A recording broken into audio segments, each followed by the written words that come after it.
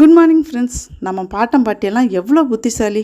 வேப்ப மரத்தில் சாமி இருக்குன்னு சொன்னால் மரம் வெட்டப்படாமல் பாதுகாப்பாக இருக்கும்னு நினச்சிருக்காங்க. அரச மரத்தை சுற்றிவா நல்லதுன்னு சொன்னால் செய்ய மாட்டாங்கன்னு மரத்தடியில் கொண்டு பிள்ளையார உட்கார வச்சுருக்காங்க.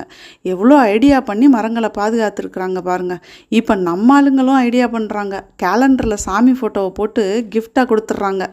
டெய்லி சாமி முகத்தில் முழிக்கிறோமோ இல்லையோ அவங்க கடை அட்ரஸ்ஸு ஊர் பேர் எல்லாம் பார்த்து பார்த்து மனப்படம் ஆயிடுது.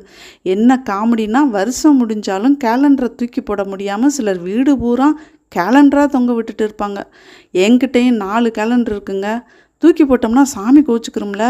உண்மை நம்பிட்டேன்னு நினைக்கிறீங்களா? சும்மா சொன்னேங்க. ஃப்ரெண்ட்ஸ், இன்றைக்கி எங்கள் வீட்டில் மினி இட்லி செஞ்சு அதை பொடியில் போட்டு நல்லா பிரட்டி எடுத்து செம்மையாக சாப்பிட்டோம். ஜாலியாக சமைச்சு ஹாப்பியாக சாப்பிடுவோம். இப்போ தான் வீடுகளில் கிளாக்கும் மாட்டுறதில்ல, கையில் வாட்சையும் மாட்டுறதில்ல, கேலண்டர் கூட வாங்குறதில்ல. எல்லாத்தையும் மொபைல்லே பார்த்து முடிச்சிடுறாங்க. நீங்கள் எப்படி?